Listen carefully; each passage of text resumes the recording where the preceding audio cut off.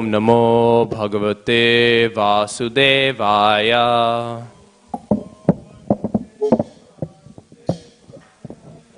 Om Namo Bhagavate Vasudevaya.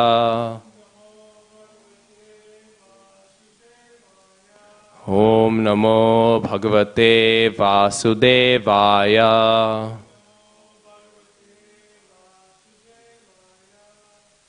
It's a reading from Grantaraj Srimad Bhagavatam, Canto 2, Chapter 9, Text 30. Yavat sakha sakyuriveshate krittaha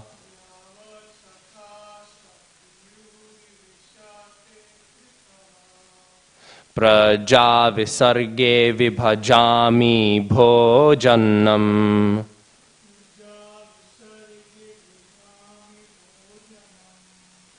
aviklavaste parikarmani sthito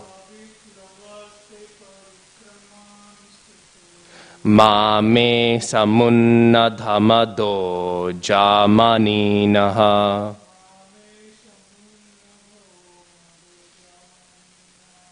yavat sakha sakyurivesha te krittaha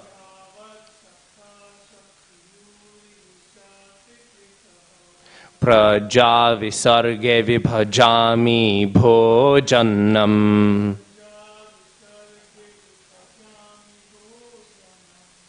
aviklavaste parikarmani sthito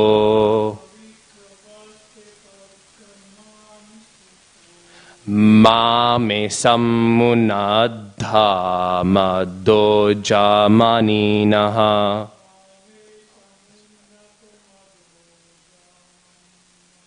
yavat sakha sakyurivesha te krittaha praja visarge vibhajami bhojanam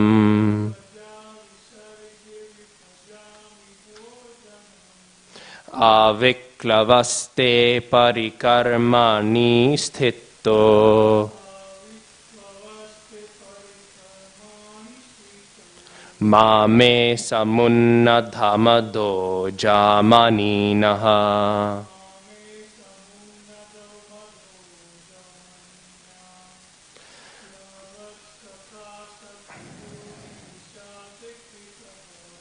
yavat sakha sakyurivesha te krittaha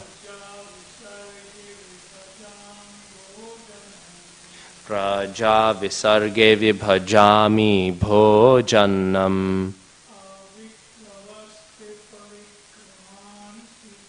aviklavaste parikarmani sthito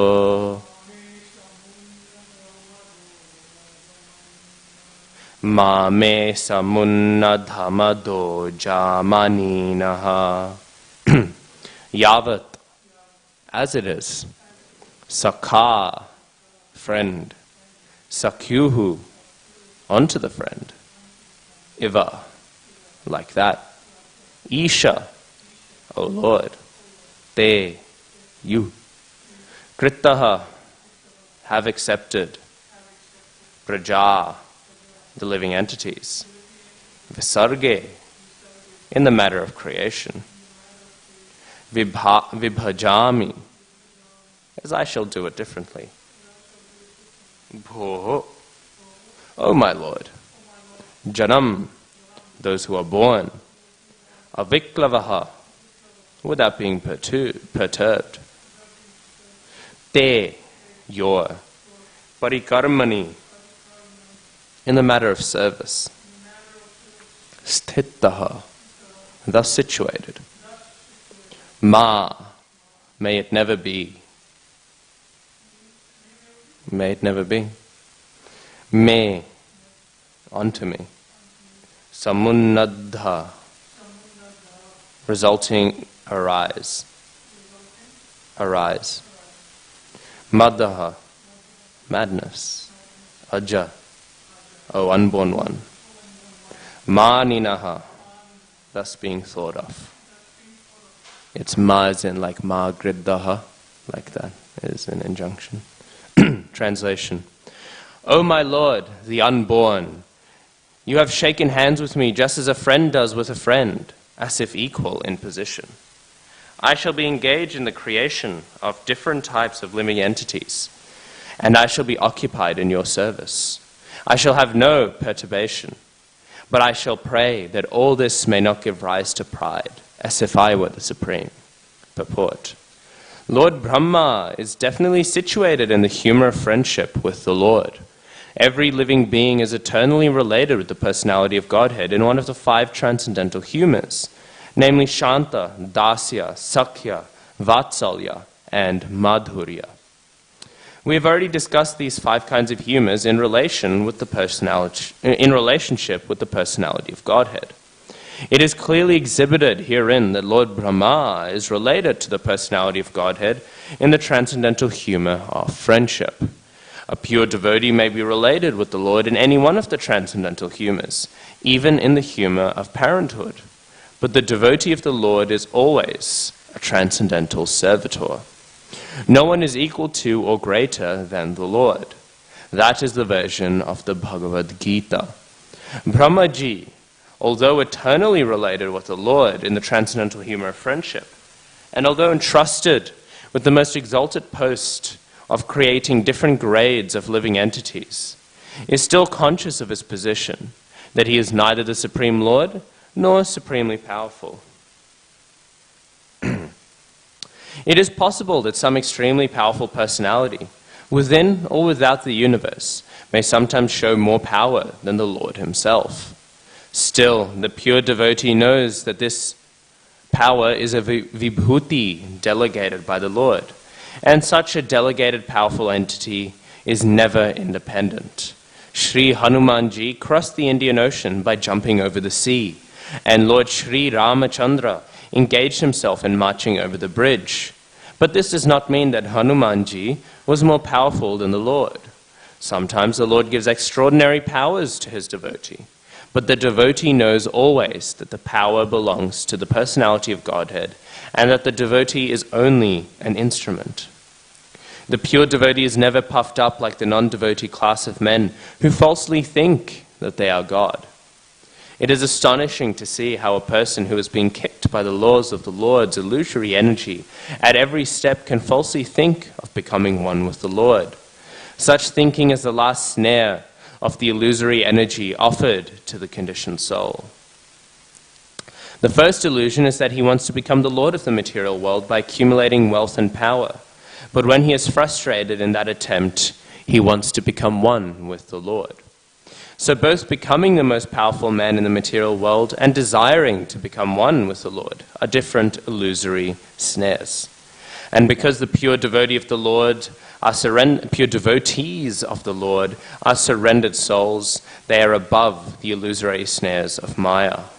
Because Lord Brahma is a pure devotee, even though the first dominating deity in the material world and therefore able to do many wonderful things, he would never, like the non-devotee with a poor fund of knowledge, have the audacity to think of becoming one with the Lord. People with a poor fund of knowledge should take lessons from Brahma when they are puffed up with the false notion of becoming God. Factually, Lord Brahma does not create the living entities. In the beginning of the creation, he is empowered to give different bodily shapes to the living entities according to their work during the last millennium. Brahmaji's duty is just to wake the living entities from their slumber and to engage them in their proper duty. The different grades of living entities are not created by Brahmaji by his capricious whims, but he is entrusted with the task of giving the living entities different grades of body so that they can work accordingly. And still he is conscious that he is only instrumental, so that he may not think of himself as the supreme, powerful Lord. Devotees of the Lord are engaged in the specific duty offered by the Lord, and such duties are successfully carried out without hindrance because they are ordained by the Lord. The credit of success goes not to the doer, but to the Lord. But persons with a poor fund of knowledge take the credit of success into their own accounts and give nothing to the credit of the Lord. That is a symptom of the non-devotee class of men. And again the translation, O my Lord, the unborn, you have shaken hands with me just as a friend does with a friend, as if equal in position. I shall be engaged in the creation of different types of living entities, and I shall be occupied in your service. I shall have no perturbation, but I pray that all this may not give rise to pride, as if I were the supreme. Translation and purport by His Divine Grace, Srila A.C. Bhaktivedanta Swami Srila Prabhupada Ki Jai. Om Jnanatimirandhasya Jnananjana Shalakaya Chakshurunmilitam Yena Tasmai Shri Gurave Namaha Shri Chaitanya Manobhishtam Sthapitam Yena Bhutale Swayam Rupa Kadamahyam Dadati Swapadantikam Vandeham Shri Guru Shri Yuta Padakamalam Shri Gurun Vaishnavamscha Shri Rupam Sagrajatam Sahagana Raghunathanvitam Tam Sajivam Sadvaitam Savadhutam Parijana Sahitam Krishna Chaitanya Devam Shri Radha Krishna Padan Sahagana Lalita Shri Vishakhanvitamscha He Krishna Karuna Sindho Dinabandho Jigatpate Gopesha Gopika Kanta Radha Kanta Namostute Tapta Kanchana Gaurangi Radhe Vrindavaneshwari Vrishabhanu Sute Devi Pranamami Hari Priye Namo Mahavadanyaya Krishna Prema Pradayate Krishnaya Krishna Chaitanya Namne Gauratushe Namaha Vanchakalpatarubhyascha Kripa Sindhubhyaeva cha Patitanam Pavanebhyo Vaishnavebhyo Namo Namaha Jaya Shri Krishna Chaitanya Prabhu Nityananda Shri Advaita Gadadhara Shri Vasadi Gaura Bhakta Vrinda Hare Krishna Krishna Krishna Hare Hare Hare Rama, Rama Rama, Hare Hare. So, welcome to Srimad Bhagavatam class. We heard today of actually a rather famous text. Today's text is.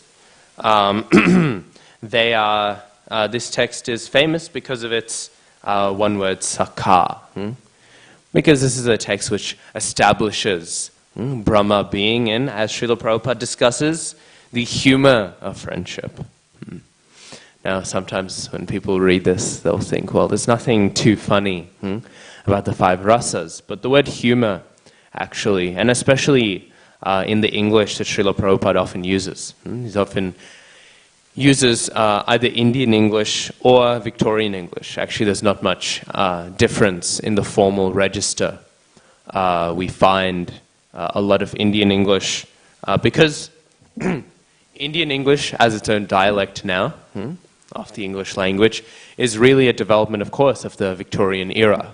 So when India became colonized under Queen Victoria, Victorian English, in turn, became the norm. That was obviously the type of English that everyone was being taught in India. So then obviously, though, when the British left, English, of course, remained in India. It still remains one of the national languages. And as it remained, it continued to develop, but independently of British English or American English. So there are a lot of things in Indian English that were in Victorian English, but died out in modern English. And there's a lot of things that are in English that were in Victorian English that died out in English. A few examples that we find in Srila Prabhupada's writings in Srila Prabhupada's language of Indian English, which is Victorian English, is, well, first there's cent% for 100%. No one says this outside of India now. But this is something that came from the English. It's not like, say, lakh or something. To count. That's definitely Indian in origin. But cent% or do the needful. Nobody says this outside of India, but this is rather common for Indians to say, do the needful. This was common in older English, but it kept in Indian English. So Srila Prabhupada, sometimes because of that, and other times just because of his education in the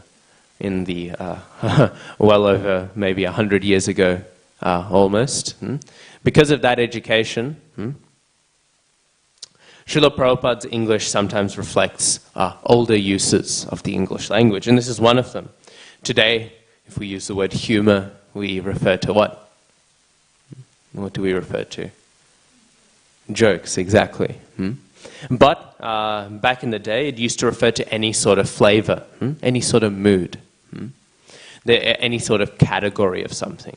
If you look at medicine in England, there was at one point an alternative medicine that was based on the theory of humors. And it had nothing to do with laughing. It had to do with the different modes in which the human body existed in. There was different humors that existed. And so to balance out all the humors, that was the point of medicine. That was the point of medicine in the in that school. So humors refers to any sort of flavor. And actually the word humor is a rather nice translation of the word rasa. Rasa is a word that is almost best left untranslated. Rasa is very hard to translate. We say mellows, but even mellow doesn't exactly convey the meaning of the word rasa. It's probably just the best available word. Humor is also very good, and this is the word that Srila Bhaktisiddhanta Saraswati Thakur, Srila Prabhupada would use when translating the word rasa. But again, because it is dated, at times it can be hard to understand. So it's just one of the struggles of conveying the Sanskritized philosophy in English. But of course, Srila Prabhupada has done it perfectly. Prabhupada has perfectly translated Gauriya Vedanta from Sanskrit into English. But then what is the point that Srila Prabhupada makes? We'll speak about the general concept of Prabhupada's purport before we come back to speaking about Brahma's rasa. Because at times actually there are differing opinions. Srila Bhaktisiddhanta Saraswati Thakur, Srila Vishwanath Chakravarti Thakur, and of course His Divine Grace Srila A.C. Bhaktivedanta Swami, Srila Prabhupada, all say that Brahma is in Sakyaras. And yet Bhaktivinoda Thakur, in his commentary on Brahma Samhita, who can guess what rasa Bhaktivinoda Thakur says Brahma is in? Sorry? Dasya? No. Bhaktivinoda Thakur says he's in Shringaras, or Madhurya Rasa, conjugal love. How to reconcile such a contradiction? Who knows? Many different ways we can do. But we'll come back to that, how such a contradiction can be reconciled. Because there is no meaningful contradiction among the acharyas. But Srila Prabhupada, he makes a very wonderful and valid point regarding that one should not become puffed up, even if they are Brahma. How amazing it is. Most people, everyone on earth is very, very far from being a Brahma. And yet most of them are more proud than this Brahma is. This Brahma is praying never to feel equality with the Lord. Never to feel a pride which will make him feel that he is on the platform of the Lord. And who is Brahma? Brahma is assembling this whole material universe. He would be a fool to think himself the Supreme Personality of Godhead. But he would be the least foolish fool among all the fools who think themselves the Supreme Personality of Godhead. Of everyone who can make that absurd claim, he has the most right, even if that is not much right at all. So how foolish people are, especially in this Kali Yuga. If we see people, no matter how much Sanskrit shlokas they juggle around to try and say, I am God, I am God. Actually, there's a story in one of the early temples, ISKCON temples. This man, he walked in, and he was looking around the temple, and he said, I'm very pleased by this. And Ravindra Swarup Prabhu, we know, very senior Srila Prabhupada disciple, Ravindra Swarup Prabhu said, what are you on about? And he said, I'm God, and it's very nice to see that you're worshipping me in this way. And Ravindra Swarup Prabhu said, oh wow, if you are God, can you please make the sun set? And then this man said, it is best not to test God, and then walked out. We should laugh at such rascals and such fools. But this is all a result of pride. People want to think of themselves as the greatest. In Mahabharata, there is a very sweet pastime of Salya. He's speaking to Karna, if I remember correctly. And he's speaking about how the sons of Dhritarashtra, they're all eating the remnants of the Pandavas. They're all living by the Pandavas' mercy. And yet, they're having so much pride. And he says a very sweet parable, a very sweet story to illustrate the risks of pride, of a lack of humility. Because one day there was a crow. And this crow, he would be fed by all the local children, all the local villagers. So he would fly to this village, and all the children, they would go and give him breadcrumbs. Every day he would fly down, black wings, and he would eat what he was being fed. And eating and eating and eating, he began to become more energized, more proud, thinking, wow, look at me. When I go and beg here, they give me so much food. I am so great. Anyways, while he was doing like this and building up his pride, a flock, I don't know what the plural is, a flock of swans, do we say? I'm not sure what the plural of a swans is, but a group of swans, they come along. And flying along, they arrive. It's a murder of crows, but it's something of swans. I can't remember now. But there's this group of beautiful, majestic swans. And as they appear radiant and transcendental almost.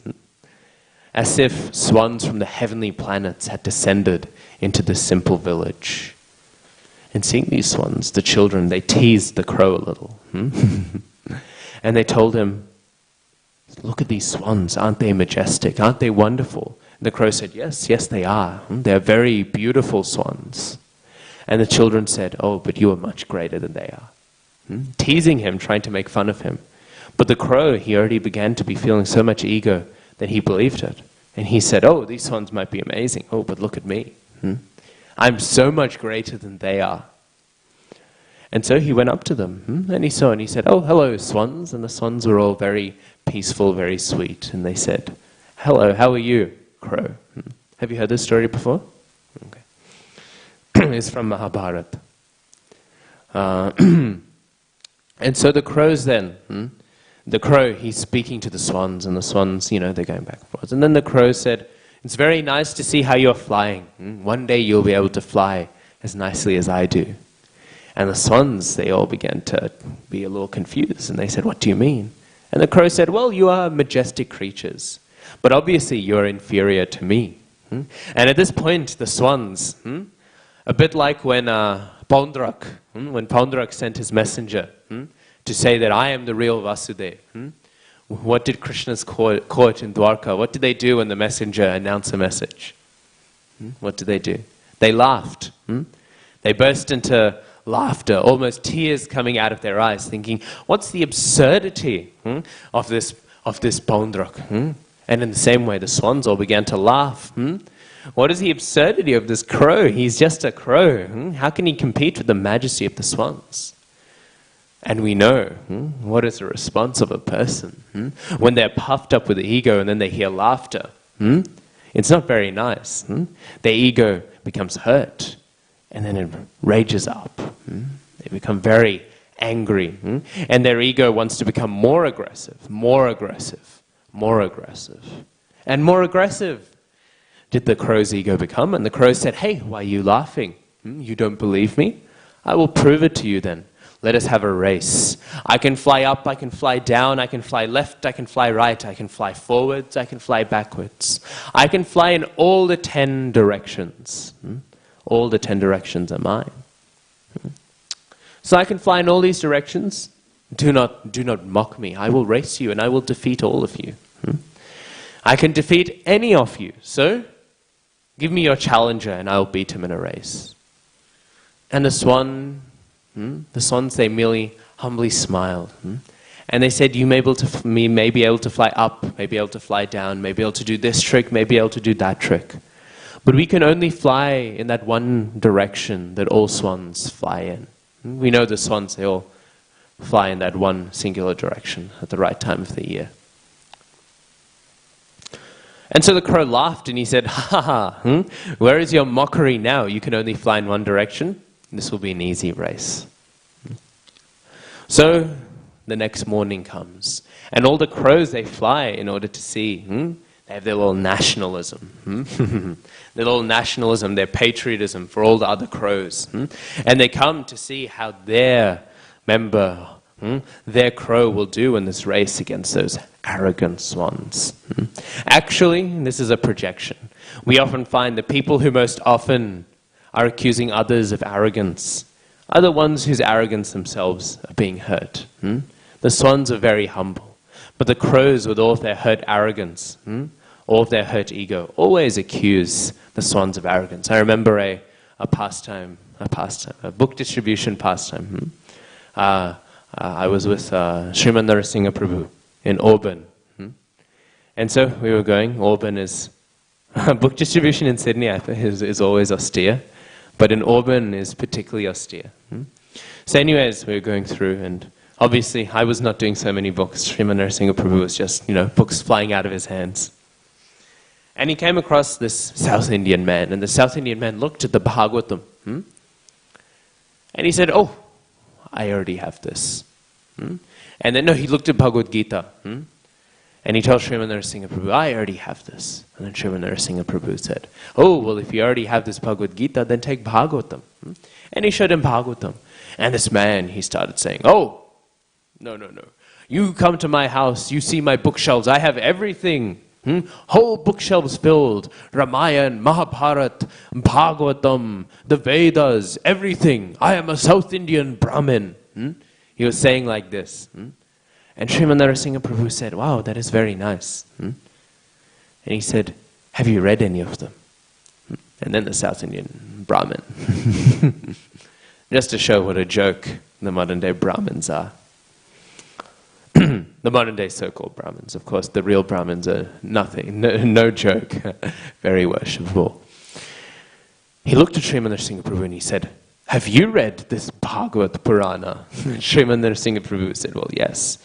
And then he said, "You are just filled with ego, you are filled with arrogance, you're just having ego, you just want to tell everyone that you're reading these books, yada, yada, yada." Actually, Sriman Narasimha Prabhu didn't even want to tell him. Well, not that he didn't want to tell him, but he didn't go out of his way to tell him. He asked if Sriman Narasimha Prabhu had read it. But his ego had been hurt. And so he was accusing him. "Oh, arrogance, like that." So the crows were like this to the swans. They were saying, "Those arrogant swans." So anyway, so they started going. And the representative of the crows, he went, and he flew up in circles, and he went into one tree and into the other, and he did all these flips and barrel rolls, and he went in this direction and that direction, like this. And the swan simply flew in one direction over the sea. And the crows at this point, they were laughing, and they were saying, they were hooting, and they were saying, "Ha ha, the swan with all his arrogance, look at him. He can't even fly.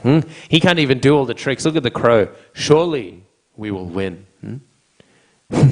Almost, it reminded me, just recently America had an election. And as the votes were being counted, at one point it looked like Trump would win. And then everyone on the blue side, the Democrat side, they were going, "Oh no, what's going to happen?" And then at one point it seemed like Biden, the blue team, would win. It was really just a sport. It was all Maya. Both are just rascal demons, practically speaking. Both are supporting the killing of cows, everything. Devotees are getting so bewildered, taking sides. Both are demons. Neither are qualified to rule a nation. So many terrible things. Trump is what? A debaucher, having, so much illicit sexual relations with so many women. And Biden is virtually senile. And is one of the largest supporters of the abortion industry, the mass murder of babies in the womb. How can neither of them are qualified to be a Shudra, actually, in Vedic culture, let alone the leader of the nation. But anyways, as either side, it seemed like, as the votes were being counted, as either side seemed stronger, each team would go, "Oh no, oh no, oh no, my team is losing, my team is losing." Like this they would go. So this happened in this way. And so back and forth, they were all going. But most of the time, the crows were saying, "Oh, wow, we are winning, we are winning." But then at one point, the crow, he began to lose sight of the swan over the ocean. And he thought, "Oh, I need to keep up with the swan. I can do all these tricks, but I need to reach him." So he flew very quickly, like that, and he caught up with the swan.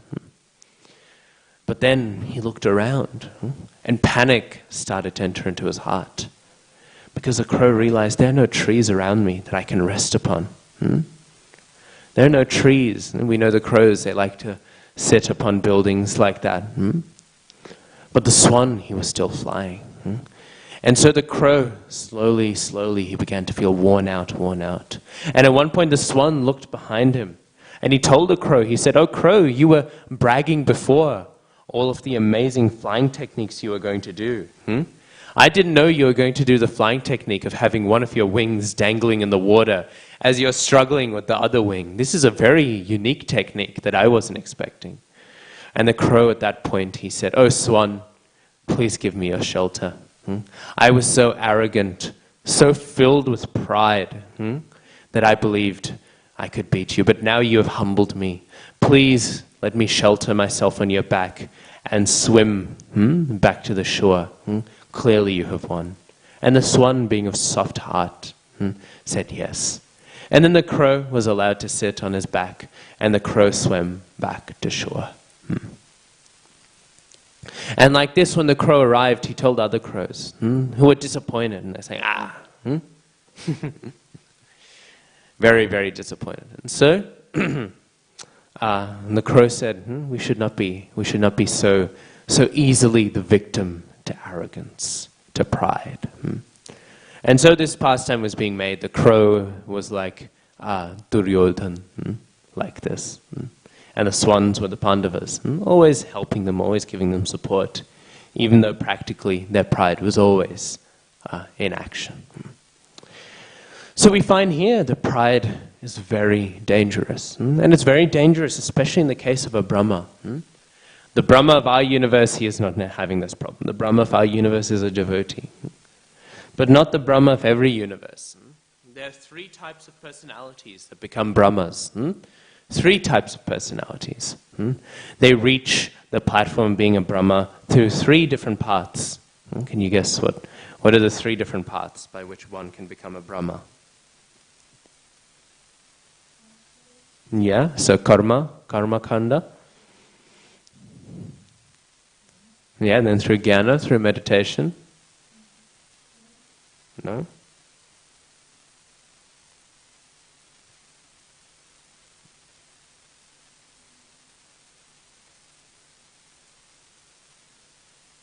You don't know? Bhakti. By bhakti, one can become a Brahma. So, by pious credits, one becomes a Brahma. It is possible. By executing all the yagyas, performing one's varnashram duty, one can become elevated enough to become a Brahma. Through meditation, one can reach such an elevated position that they also can become Brahma. And through devotional service, one can also become qualified to be a Brahma. Technically, there's also a 4th kind of Brahma, when the Supreme Lord himself expands in order to perform that position. But of the jivas, there are 3 types of Brahma. Do you know where each Brahma goes after they die? Can you guess? Where would the Brahma who reaches there through pious credits go? Yeah, exactly. They go back to samsara. Where does the Brahma who achieved it through meditation go?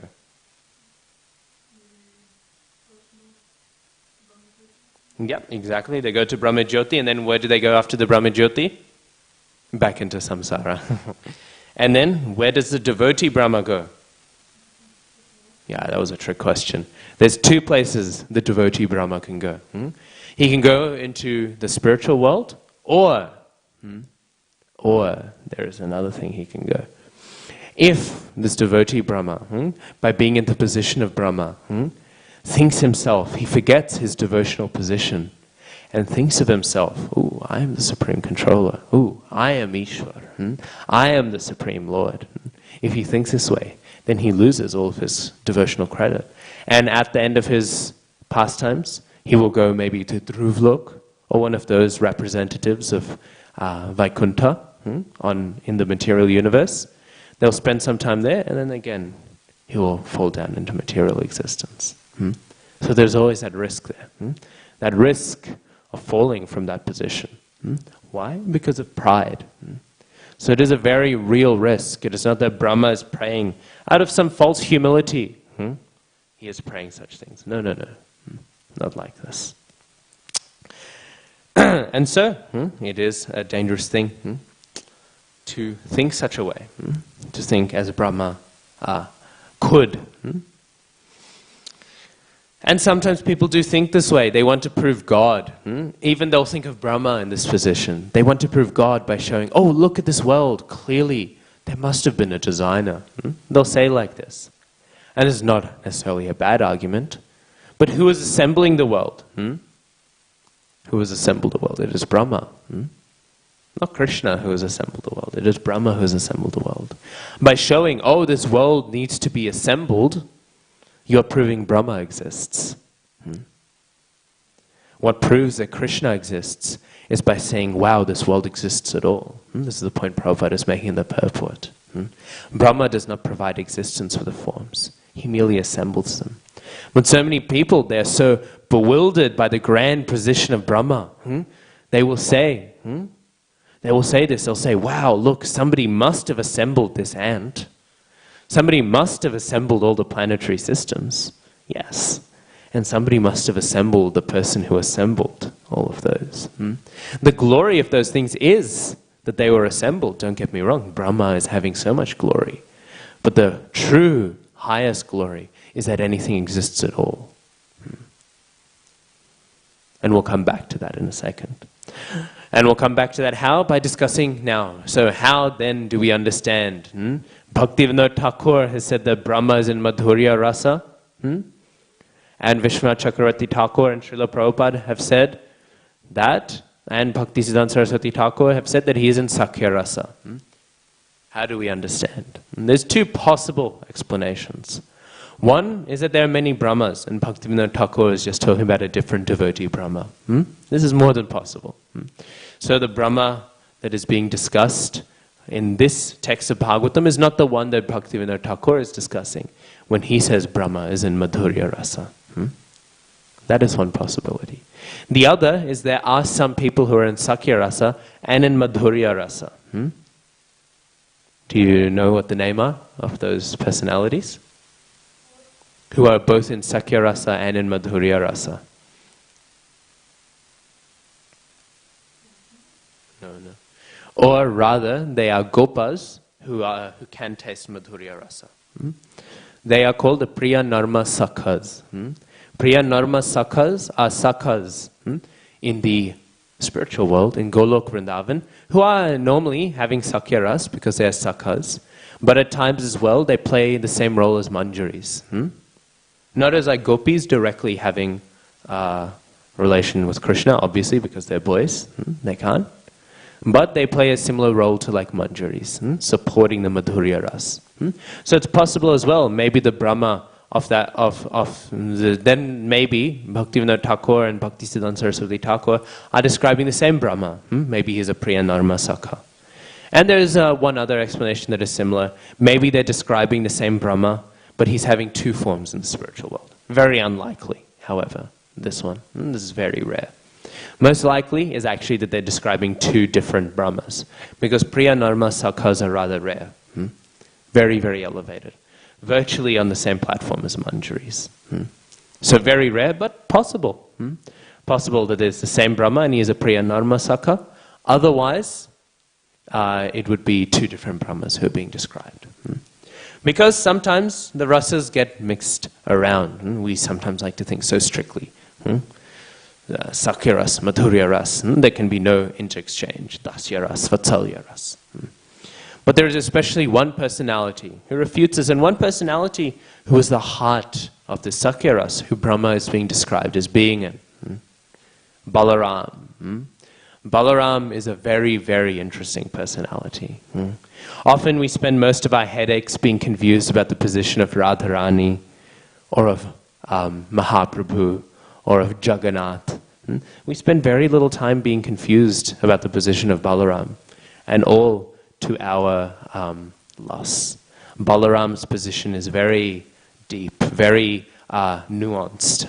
Balaram Tattva, actually, I was thinking of giving this whole class on Balaram Tattva, but I thought it might be a bit too dry, a bit too philosophical. Because Balaram Tattva, I would say, is very, very complex, at least as complex as Jagannath Tattva.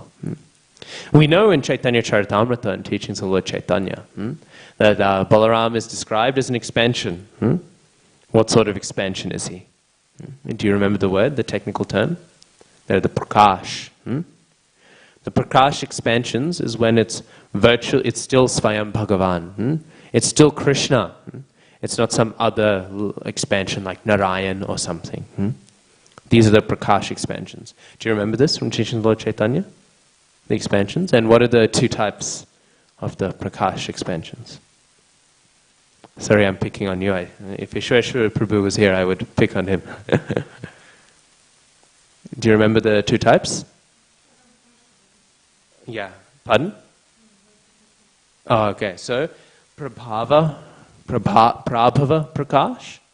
This is the Prakash, the expansion that Krishna takes when he's dancing in Ras Leela, or maybe when he's engaging with all of the Gopas.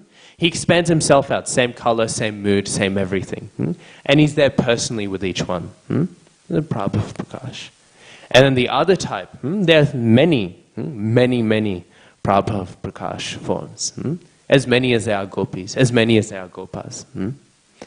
But there's only one Vaibhav Prakash form in Vraj. A Vaibhav Prakash expansion is when it is still Swayam Bhagavan with all of the qualities, but the mood is different. And because the mood is different, in this case, of the one example of it, the skin is also different. And who is this? This is Balaram. Balaram is the one Vaibhav Prakash. In every single way, he is the same as the Supreme Personality of Godhead. But except in his mood and in his color. In his mood, he is what? Krishna, he is Krishna, he is described as Sevya Bhagavan. He is the Supreme Personality of Godhead who is served. And Balaram is described as Sevak Bhagavan. Srila Prabhupada in one of his purports says that Krishna is the Supreme Personality of Godhead and Balaram is the Supreme Personality of Servitor Godhead. So Balaram is like this, and Balaram is in a very unique position. Balaram, sometimes we say, what rasa is Balaram in? Do you know? Balaram is described actually as being in all four rasas. He is in Dasya, Sakhya, Vatsalya, and in Madhurya. In the Madhurya is a little hidden. People may be confused. How can he have Madhurya? Balaram engages in the Madhurya rasa by not being present when the Madhurya rasa pastimes are there. Because if Balaram was there, then he would have to tell on Krishna. He'd have to put Krishna in trouble. He'd have to go tell Mother Jashoda. He'd have to go tell people. So because of that, he leaves. And by his leaving, he supports the romantic rasas. By his lack of presence, he supports the romantic rasas. As the older brother to Krishna, he tastes vatsalya, friendship. Yeah? And then, not friendship, parental. As the older brother, he has these moments. He's being the older brother to Krishna. He's taking care of him. As another cowherd boy, he tastes friendship. Obviously, playing with Krishna. He is his brother after all. And then, as a Supreme Personality of Servitor Godhood, he tastes dasya, servitorship. In Dwarka, Srila Jiva Goswami says, in Dwarka, dasya is prominent. And the dasya just has little flavors of Sakhya and Vatsalya. But in Vraj, the Sakhya is predominant. And the Dasya and Vatsalya are little mini sub-rasas, sub-flavors of Sakya. Like this. Balaram, he's tasting all of these moods.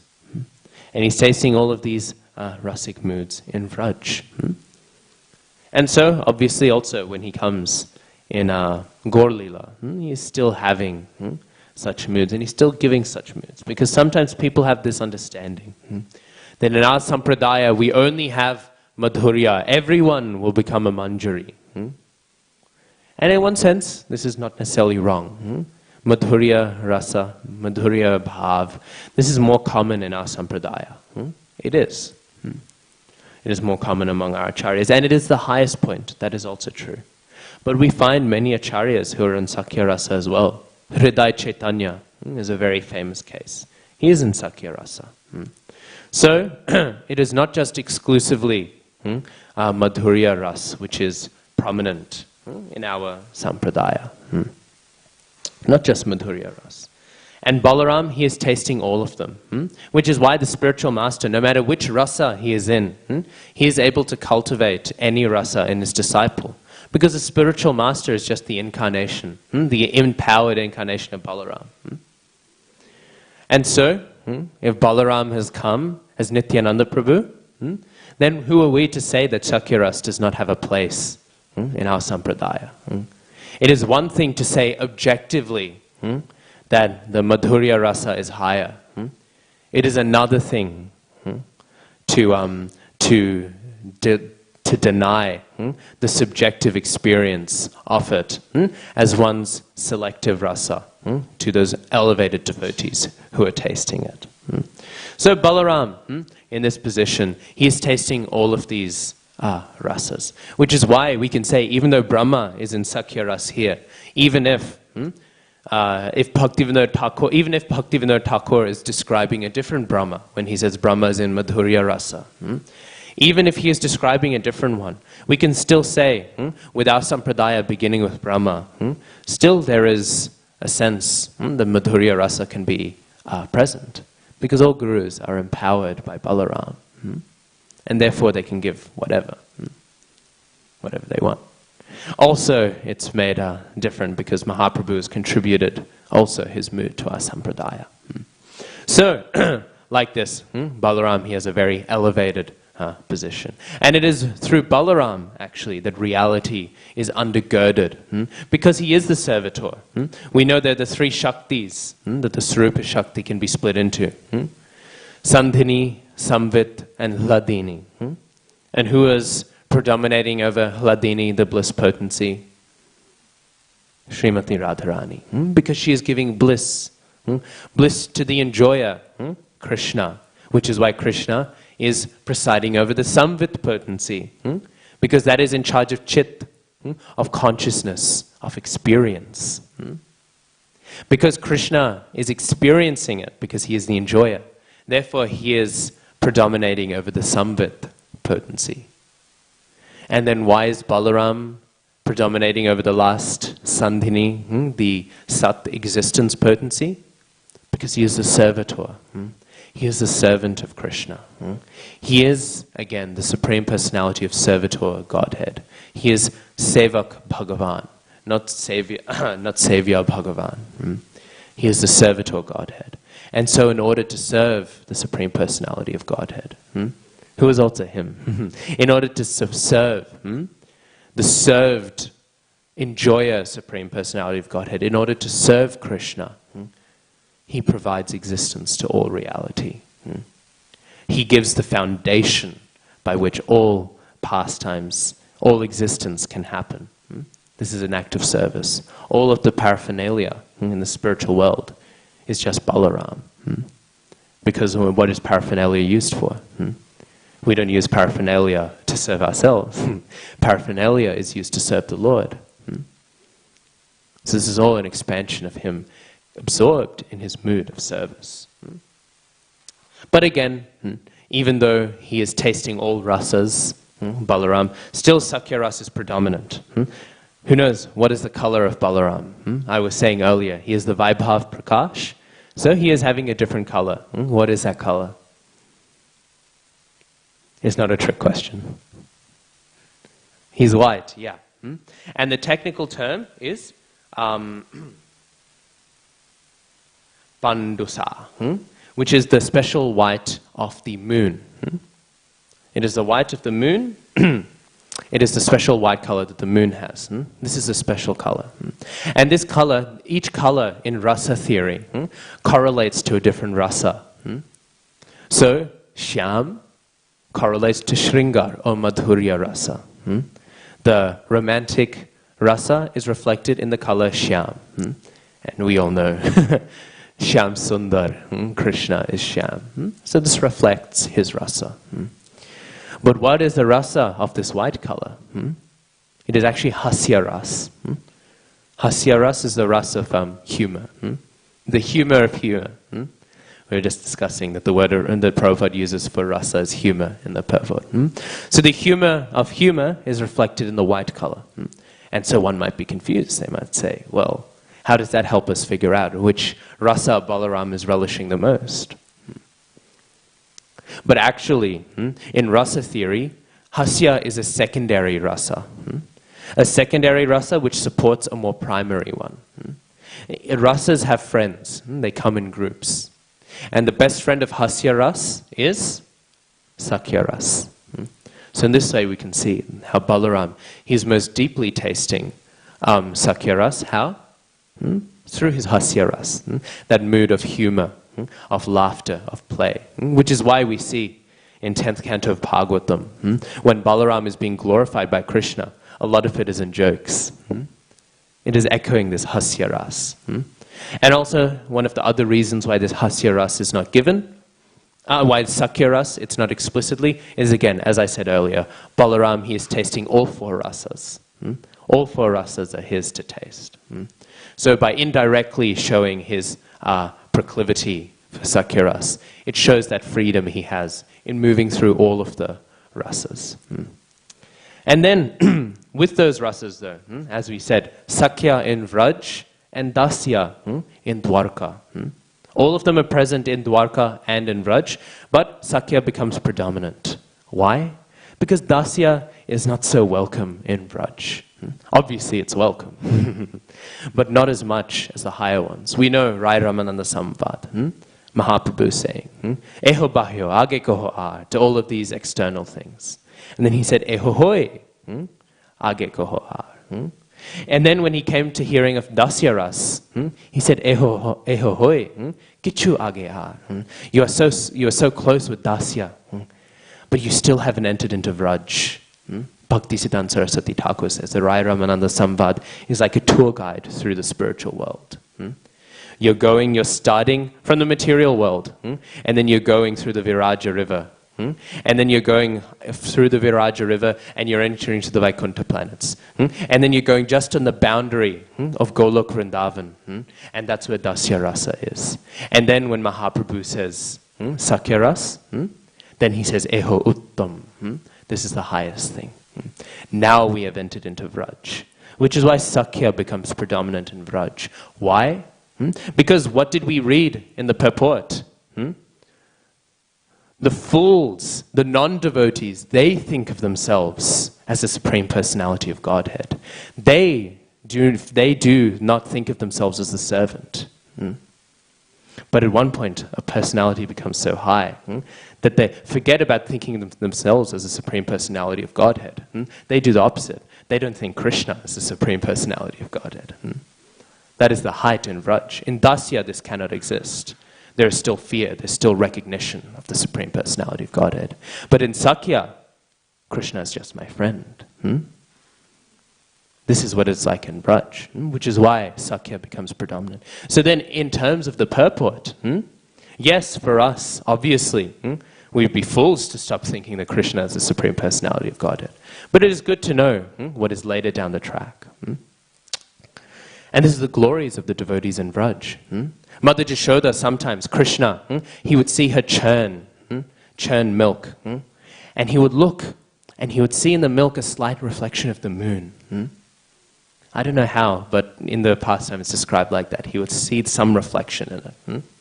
And seeing some reflection in it, maybe when the milk, like the cheese separates from the water, and then you can see a better reflection, who knows. He would see the moon, and he would say, Mother, I want it. And And Mother Yashoda would say, okay, Krishna, I will give it to you. And she would roll up a little laddu, and the laddu would be white and it would look like the moon. And she would give it to Krishna. And Krishna, for a while, he would be very happy. And then he ate it. And he thought, wow, I've eaten the moon. And then thinking, wow, I've eaten the moon, he was very happy, thinking, wow, my mother's so nice. She gives me whatever I want. She even gave me, and then he saw in the reflection again, hey, the moon's still there. So he told Mother Yashoda, he started crying, and he said, you lied to me. You betrayed me. I wanted the moon. And then Mother Yashoda, she said, I cannot give you the moon, Krishna. Then Krishna said, why not? And Mother Yashoda knew if she said, well, it's impossible, Krishna would just get angry and say, why is it impossible? So she said something else. She said, do you see those spots on the moon? And Krishna said, yes, I see those spots. She said, those spots are poison. Because when the churning of the milk ocean happened, lots of poison came out as well. And that poison spotted the moon. If I gave you the moon, it would be very dangerous, Krishna. You would be poisoned, and you might even die. And Krishna became very afraid, and he said, I don't even want to go near the moon. Make sure the moon doesn't come close to earth ever. Like this, Krishna would say. This is very different to the mood of reverence that's found in the purport. And this is the glory. This is the glory of all of the devotees in Vraj. In the Damodarashtakam, what do we hear? We hear at the end, we hear, Namastestu damne spura dipti damne, Twadi doyarayatha vishvasya dhamne, Twadi doyarayatha vishvasya dhamne, Udaraya vishvasya dhamne. I give my namas, I give my obeisances to that stomach which is vishvasya dhamne, which is the abode of all existence. Vishva, all of the universes. Because we know, who is Garbhodakashayi Vishnu compared to Krishna? And yet all the 14 planetary systems are coming from his stomach. So then how much more glorious is the stomach of Krishna? Forget just the planetary systems of one universe. All reality, all of reality finds its bedrock on the stomach of Krishna, of Damodar. But that's the thing. They find their bedrock, their foundation, their shelter on the Uddar of Damodar. The rope has